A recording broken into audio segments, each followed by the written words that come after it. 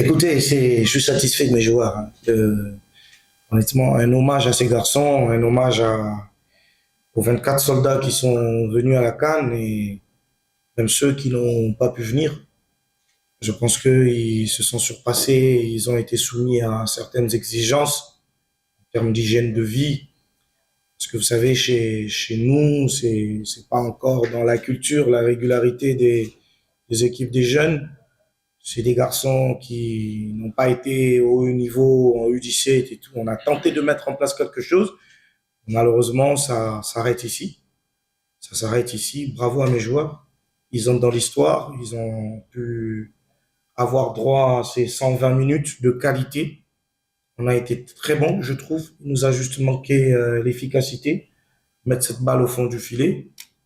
Prochainement, quand ils pourront passer dans la catégorie supérieure avec d'autres encadreurs, bien sûr, ils pourront mettre en pratique ce qu'ils ont appris ici.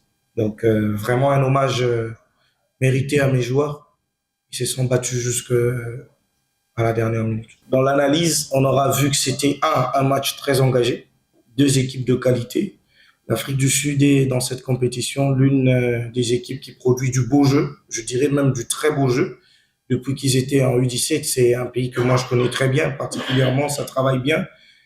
Ils sont réguliers au niveau de la STECAFA et autres, ce qui n'est pas du tout le cas avec nous au niveau de l'UNIFAC où on est quasi inexistant dans l'organisation. Je crois que ça s'est vu même avec les équipes de l'UNIFAC en U17.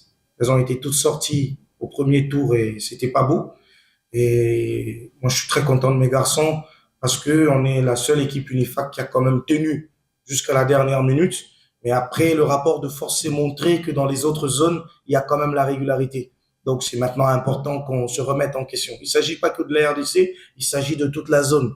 On doit se mettre au travail, on doit accepter d'être régulier dans ce que nous faisons. Ça permettra à nos joueurs d'avoir une meilleure capacité à gérer la charge émotionnelle. Parce qu'aujourd'hui, c'est là que il y a eu la différence. Tactiquement, on était bien.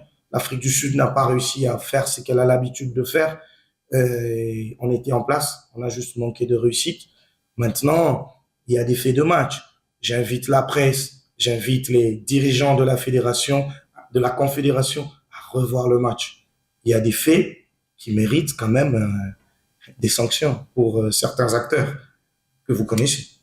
Je travaille quand même depuis presque 2 ans. On est au mois de mai là, donc ça fait 2 ans qu'on est sur ce projet, on s'est battu pour mettre en place des choses.